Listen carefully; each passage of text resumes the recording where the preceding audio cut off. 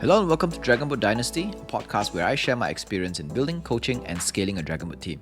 My name is Sean, and I'm the head coach of Argonaga Dragonboat team with over 100 active members based in Malaysia. Today's episode is about our team motto, which is Grow Together, Win Together. I remember a few years ago, an ex-paddler from another team, a very experienced guy, he joined our 8-week basic program.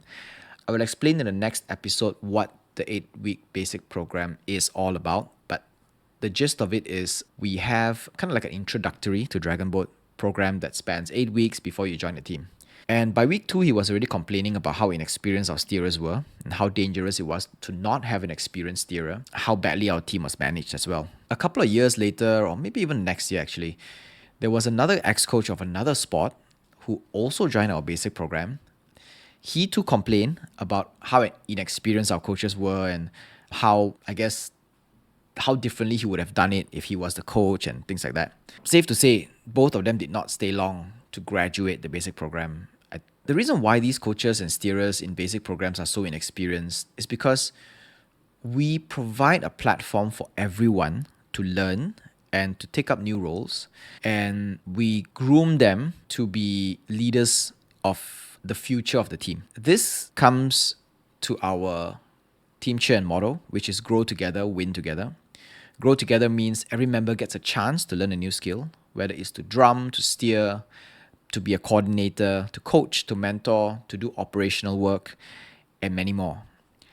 I know some of you guys are thinking, yeah, everybody gets to be a drummer. No, not everybody gets to be a drummer. That's a little heavy caveat there.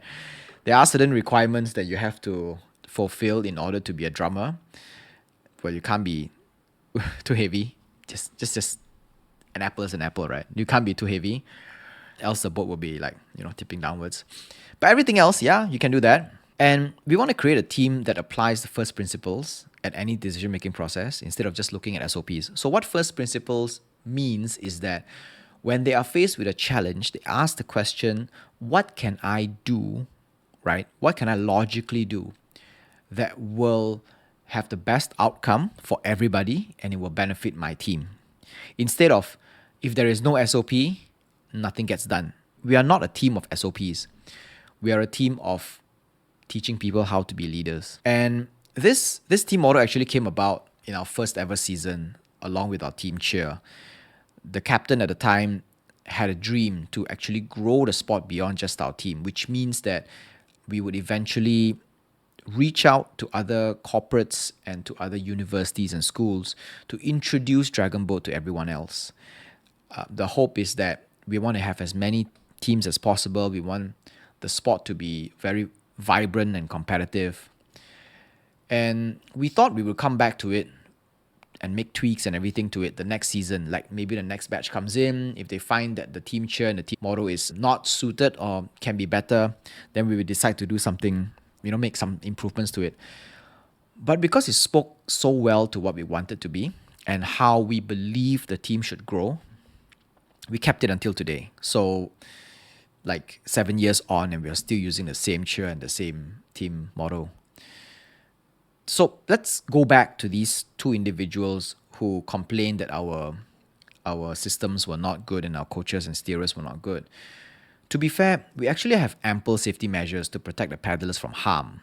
We require everyone to wear personal flotation devices. There are parts of the world and even parts of Malaysia where you can go down and paddle in a dragon boat and you do not have to wear a PFD. But we make it a requirement because our logic is this. If you can swim while you're unconscious, then you can go without a PFD. So which means that if a capsize were to happen and you knock your head on something and you go unconscious, you lose consciousness. If you can still swim, then you can go without a PFD. So everybody wears the PFD. Another thing is that we have trained our paddlers to be able to capsize the boat, flip it back, empty the water, and load up all 20 paddlers back onto the capsized boat in under 7 minutes. We've been training that multiple times, and most of our paddlers can actually do it without thinking. It just comes on like that. It's a natural thing.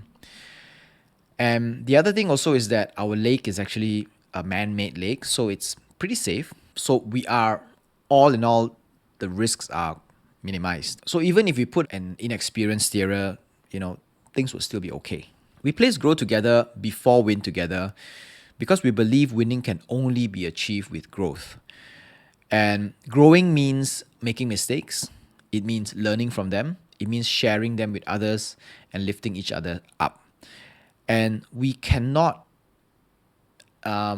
put them in a position where they are not allowed to make mistakes.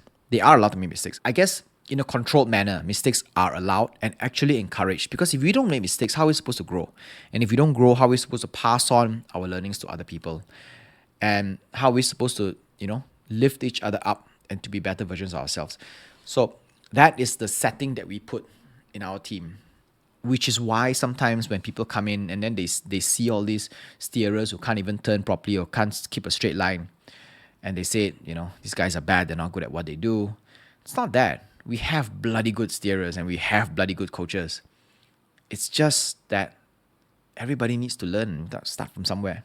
In Dragonboat, we have a saying that we are only as strong as our weakest link. It's the only sport that has no superheroes or MVPs. You can look at all the other sports, like the other team sports, like football or basketball or baseball, any kind of team sports, right? They have people who are like the key players, the key scorers, the elite goalkeeper and things like that.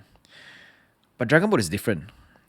Even the strongest person in the world come up to me and that person says that they are like an MVP level kind of person. Well, I'll put them into one boat, right?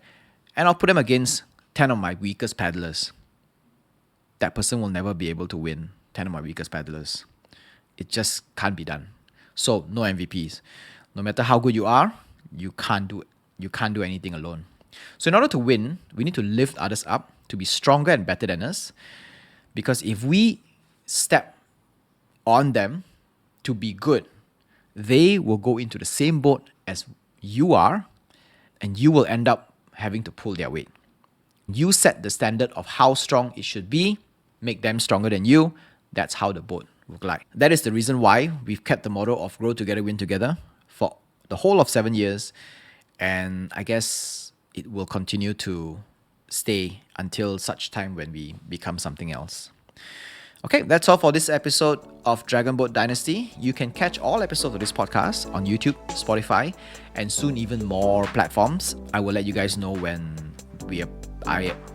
this podcast appears in more platforms like Google Podcasts, Apple Podcasts, and all that. But right now, it's just YouTube and Spotify. It's where most people are anyway, so it's all good. Okay, see you in the next one.